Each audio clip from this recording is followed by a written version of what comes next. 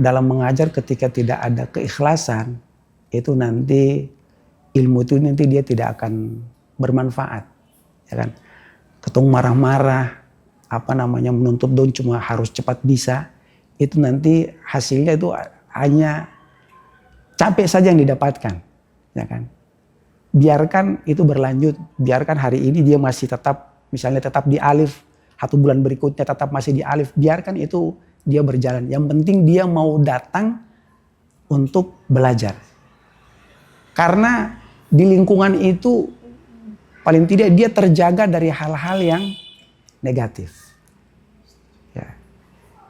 Itu yang kemudian menjadi dorongan yang sangat kuat agar anak-anak itu walaupun dong tidak harus bisa cepat bisa, ya kan, tetapi tetap dalam lingkungan yang baik. Ya kan? Artinya ketika katong dalam waktu-waktu yang baik, dalam tempat yang baik, itu kan pasti rahmat Allah turun, perlindungan Allah itu ada. Nah, itu yang kemudian diharapkan. Assalamualaikum warahmatullahi wabarakatuh. Tribuners, ilmu dan pengetahuan membuka jalan terang kehidupan dan mendistribusikan itu menjadi pilihan. Dengan sadar pilihan itu kemudian diambil oleh sosok sederhana yang penuh senyum itu. Ialah Ustadz Abdurrahman Tuanaya, seorang anak pesantren yang kini teguh memilih jalan dakwah. Berikut Tribuners cerita singkat Ustadz Nan dalam kisah para kiai. Bismillahirrahmanirrahim. Alhamdulillah, salatu wassalamu ala rasulillah Muhammad ibn Abdillah wa ala alihi wa tentunya setiap orang pasti di masa-masa kecil itu paling pasti tidak terlepas dari bimbingan orang tua. Ya. Jadi ketika masih kecil, karena memang orang tua sudah tempatkan untuk belajar di sekolah agama, ya. Kita dulu belajar di Madrasah Ibtidaiyah dan Sanawiyah di Yayasan Al Khairat di Masohi, Kabupaten Maluku Tengah dulu. Kemudian karena memang lingkungannya baik dan kemudian didikan juga dari orang tua juga mendukung, ya. Akhirnya ditanya sama orang tua, pengen lanjutkan kemana ataupun pengen jadi apa, ya kan? Setiap anak tuh kan pasti akan ditanya sama orang tuanya mau jadi apa, cita-citanya apa, ya kan? Awal ketika ditanya mau jadi apa, mau jadi tentara, ya namanya laki-laki tuh pasti seperti itu, ya kan? Tentara, mau polisi, pokoknya yang gentle-gentle lah seperti itu. Tapi kemudian karena lingkungan sekolah agama juga kemudian menuntut katong banyak belajar terkait dengan hal agama, akhirnya buat saya sendiri penasaran untuk belajar, pengen tahu lebih banyak terkait dengan agama. Ya mau tidak mau harus belajar agama tersebut melalui pendidikan khusus, yaitu pesantren. Kita keluar dari Masohi itu sekitar tahun 94. Ya. Tahun 94 langsung menuju Gresik di Jawa Timur, Pondok Pesantren Mambau Solihin. Hal yang membuat saya pribadi kemudian sangat-sangat ingin sekali, ya karena memang pengen sekali untuk belajar menggali ilmu agama. Nah, ada hal yang kemudian membuat salah satu yang membuat tidak betah, yaitu karena walaupun sebelumnya sudah pernah belajar tentang dasar-dasar ilmu agama, tetapi ada hal-hal yang memang mendasar yang memang tidak diajarkan di rata-rata di Maluku. Ya, misalnya tentang ilmu sharaf, ilmu nahwu, itu dasar-dasar tentang pembelajaran kitab kuning yang memang harus dimiliki oleh seorang pemula. Itu kalau kita bilang fikih, sudah tahu lah. Al-Quran hadis sudah tahu, akidah sudah tahu. Tapi ketika sudah menjadi dasar-dasar ilmu seperti tadi, nahwu, shorof, itu susah sekali. Akhirnya membuat beta sendiri yang waktu itu harus belajar banyak. Akhirnya membuat kadang-kadang tidak kerasan. Tidak kerasan itu karena belum bisa menyesuaikan. Bukan tidak bisa menyesuaikan, tapi belum bisa menyesuaikan. Bagaimana ketemu belajar kitab kuning itu harus dimaknai, harus pakai bahasa Jawa. Ya kan? Bukan hanya pakai bahasa Indonesia, tapi harus pakai bahasa Jawa. Tapi memang itu metode klasik yang dipakai di pondok-pondok pesantren klasik. Ya kan? Jadi misalnya seperti Bismillahi kelawan nyebut asmane Allah, Ar-Rahmani kang melas ing dalam dunia dan akhirat, Ar-Rahimi kang melas ing dalam dunia dan akhirat beloko. Itu pakai bahasa Jawa dan ada rumus-rumusnya. Tidak semua orang Jawa juga bisa. Terkecuali orang yang sudah pernah belajar di pesantren. Nah, jadi itu memang ilmu-ilmu yang memang buat beta sendiri baru dan memang membuat untuk terus penasaran untuk belajar. Kemudian tahun 2000 ya. Tahun 2000 itu sudah hampir selesai. Jadi saya selesai aliyahnya 98 ya. Karena memang ada 1 tahun lagi harus ikut sekolah persiapan aliyah. Nah, jadi dari Masohi langsung ke pesantren itu tidak langsung masuk ke sekolah formalnya aliyah karena belum bisa mengikuti pelajaran-pelajaran yang ada. Harus punya dasar-dasar yang mumpuni dulu. Jadi harus ada sekolah persiapan baru bisa masuk sekolah aliyahnya. Ya kan? 98 selesai, saya minta izin ke Kiai untuk mau kuliah di Malang. Pada saat itu di UIN Malang. Minta izin mau kuliah di Malang. Kata beliau, kamu sebentar dulu. Nanti mudah-mudahan nanti ada MOU ataupun beasiswa dengan universitas di Suriah, di Damaskus. Mudah-mudahan nanti bisa berangkat. Ya. Jadi kamu di sini aja dulu. Ngajar-ngajar dulu di sini. Akhirnya tahun 2000, Mei 2000, kamu siap-siap urus berkas-berkas, nanti berangkat ke Damaskus, Suriah. Ya. Pembiayaan itu pun dibiayai oleh kiainya. Pembuatan paspor sampai tiket-tiketnya dibiayai untuk ke Damaskus, Suriah. Dan tidak pernah sekalipun terbersit dalam pikiran saya itu untuk nanti bisa belajar sampai ke luar negeri. Ya, sampai bisa belajar ke luar negeri. Akhirnya nyambinya ya wallahu alam, Allah memang tunjukkan jalan hambanya masing-masing ya. Ada penawaran, kebetulan ada penawaran dari Sekolah Indonesia Damaskus yang berada di lingkungan kedutaan. Kita dipanggil untuk bisa mengajar di sana. Akhirnya mengajar di sana, akhirnya mengajar sambil kuliah. Kalau studi nih, Ustaz, fokus belajar apa studinya? Iya, fokusnya di Islamic Studies dan bahasa Arab. Islamic Studies dan bahasa Arab.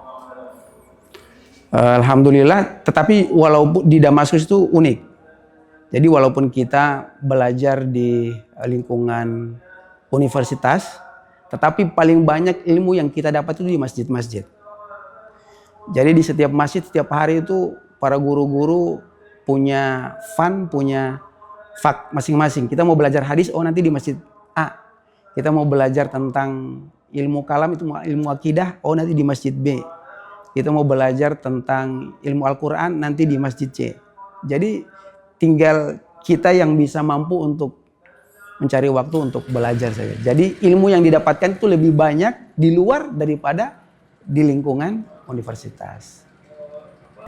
Jadi setelah hampir kurang lebih dari tahun 2000 sampai 2012 ya.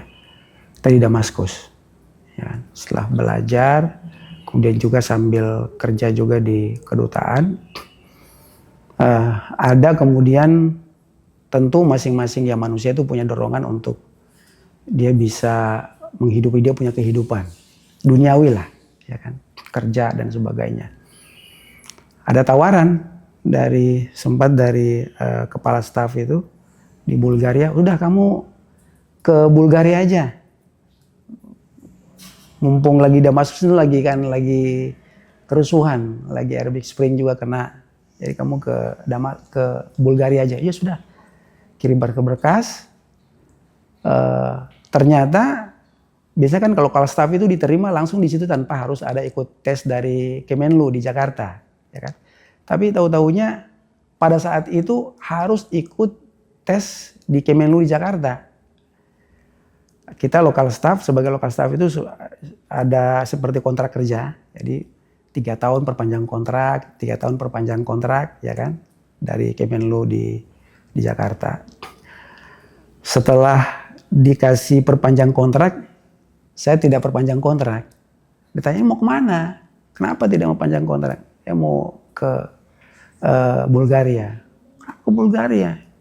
Sini kan lagi butuh kamu, kenapa harus ke Bulgaria? Bahkan dubesnya itu tidak mau saya pindah. Dan tidak boleh pulang. Ya karena mungkin sudah rasa nyaman dibutuhkan di sana. Pernah di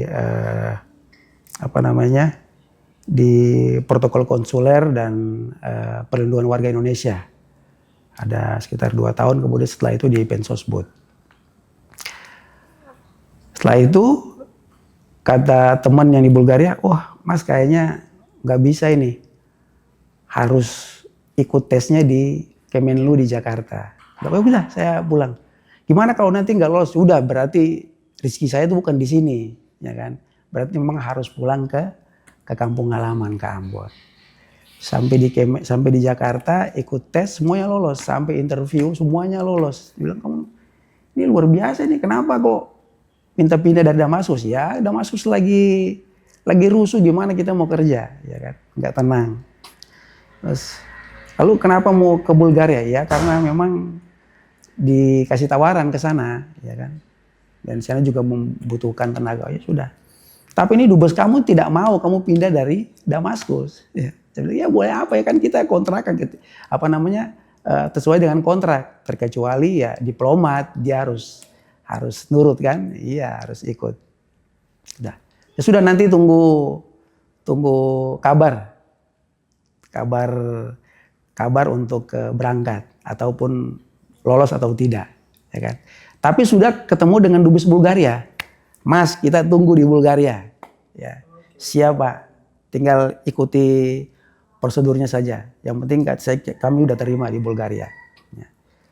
Lama sebulan, 2 bulan, 3 bulan, 4 bulan. Mas ini kayaknya ini dari Damaskus kayaknya mengganjal. Jadi tidak boleh berangkat.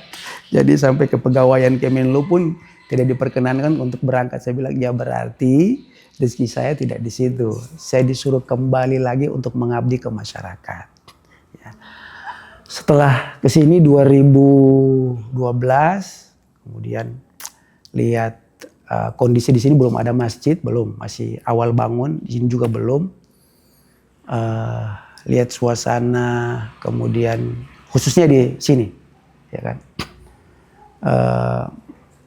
Khususnya tempuhnya orang-orang kampung banyak kemudian seperti tidak ada figur, tidak ada tokoh yang kemudian mengarahkan, ya kan, dong untuk bisa bagaimana minimal lah.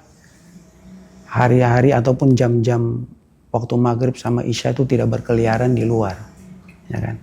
Aku bilang, ini kenapa kok anak-anak berkeliaran? Oh tidak ada tempat ngaji Ustaz. Oh di sini tidak ada TPQ, tidak. Oh sudah kita bikin TPQ.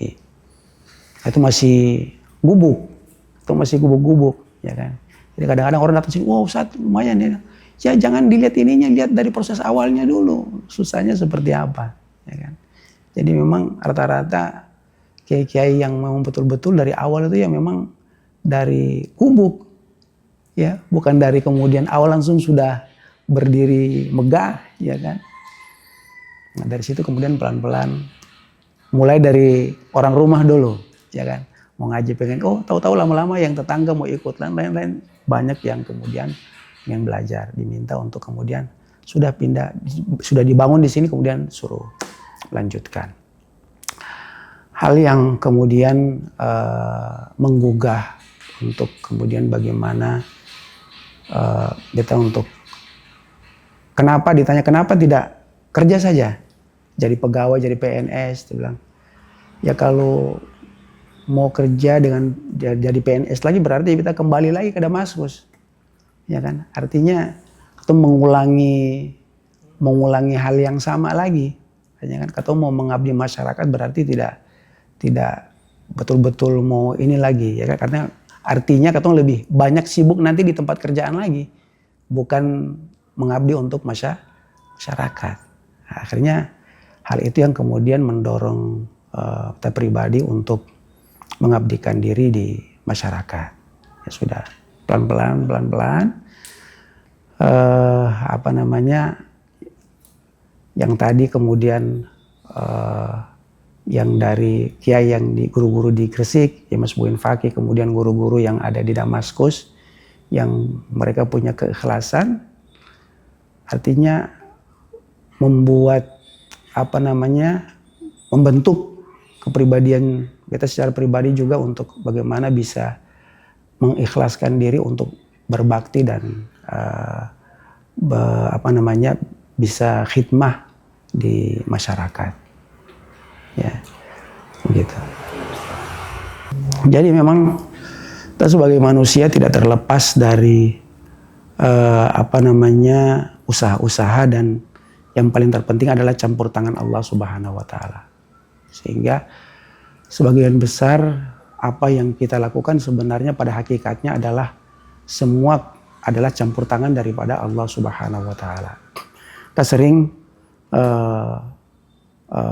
yang kita lakukan di sini adalah berjalan seperti apa adanya, ya kan? Yang terpenting adalah anak-anak itu ataupun santri-santri itu kemudian mau menjalankan apa yang ada, ya kan? Dia melewati segala proses yang ada, ya kan? Ada beberapa hal, misalnya contohnya seperti ini. Dari satu santri atau satu anak ke anak itu berbeda-beda, dia punya tingkat tingkat penerimaan ataupun dia punya keilmuan, ya kan? Ada misalnya ada santri yang misalnya dia ngaji kok dalam segi keilmuan kok dianggap kok kenapa lamban, tertati-tati, susah sekali, ya kan? Tapi terkadang inilah apa yang mungkin mungkin sebagai pengajar ada sisi yang katong pengen cepat-cepat, bahkan juga orang tua demikian pengen cepat-cepat anak itu cepat bisa, ya padahal memang dia butuh proses, ya kan? Maka sebagai guru, sebagai kiai itu hanya sekedar menyampaikan, hasilnya itu kita serahkan kepada Allah Subhanahu wa taala. Itu yang prosesnya itu yang memang kita harus butuh kesabaran, butuh keikhlasan. Nah itu juga makanya dalam pengajaran ada kita punya beberapa santri yang kemudian yang sudah senior yang juga ikut membantu untuk mengajar. Pernah sampaikan bahwasanya dalam mengajar ketika tidak ada keikhlasan itu nanti ilmu itu nanti dia tidak akan bermanfaat, ya kan? Ketung marah-marah menuntut don cuma harus cepat bisa, itu nanti hasilnya itu hanya capek saja yang didapatkan, ya kan? Biarkan itu berlanjut, biarkan hari ini dia masih tetap misalnya tetap di alif, 1 bulan berikutnya tetap masih di alif, biarkan itu dia berjalan. Yang penting dia mau datang untuk belajar. Karena di lingkungan itu paling tidak dia terjaga dari hal-hal yang negatif. Ya. Itu yang kemudian menjadi dorongan yang sangat kuat agar anak-anak itu walaupun dong tidak harus bisa cepat bisa, ya kan? Tetapi tetap dalam lingkungan yang baik. Ya kan? Artinya ketika katun dalam waktu-waktu yang baik, dalam tempat yang baik itu kan pasti rahmat Allah turun, perlindungan Allah itu ada. Nah, itu yang kemudian diharapkan, ya kan? Itu saya kira. Kalau kamu tidak siap untuk susah menghadapi beratnya mencari menuntut ilmu, maka kamu juga harus siap untuk akan pahitnya daripada kebodohan. Bodoh itu tidak enak. Bodoh itu tidak nyaman. Dibilang bodoh itu tidak enak. Kita mau membangun apa itu harus punya keilmuan. Melakukan apa harus didasari dengan ilmu. Begitu juga kita beragama. Ya kan? Beragama harus dilandasi dengan ilmu pengetahuan. Ya kan? Tidak ada orang yang sholat kemudian tunduk bangun dengan gerakan-gerakan yang hampa. Ya, tanpa ada arti dan substansi, tidak ada ruhnya. Tentunya harus punya dilandasi dengan keilmuan. Maka mari daripada kita teman-teman, anak-anak, masyarakat yang ada di Maluku, mari kita bersemangat ya untuk tetap mencari dan menuntut ilmu. Karena tidak ada batasan waktu dan batasan ruang. Ya, kita mau menuntut ilmu di mana saja bisa. Ya, mau kapan saja bisa. Tapi tentunya menuntut ilmu itu harus berguru, harus punya guru. Karena kalau tidak punya guru berarti setan menjadi penuntutnya, ya, penuntunnya. Setan menjadi gurunya. Jadi harus punya guru, bukan kemudian sekarang karena sudah mudah kita mengakses keilmuan lewat internet, Google dan sebagainya, kemudian kita hanya jadikan itu sebagai salah satu sumber daripada keilmuan. Tapi keilmuan, menuntut ilmu itu adalah sebuah transformasi ilmu antara seorang guru dan seorang penuntut ilmu ataupun murid. Itu harus ada gurunya, tidak boleh tidak ada guru. Ya, kira-kira demikian.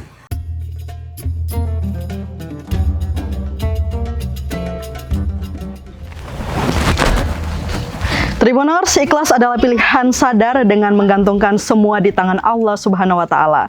Semoga sekilas kisah ini membawa pesan baik bagi kita semua. Saya Mesya Marasabesi pamit undur diri. Wassalamualaikum warahmatullahi wabarakatuh. Download Tribun X sekarang, menghadirkan lokal menjadi Indonesia.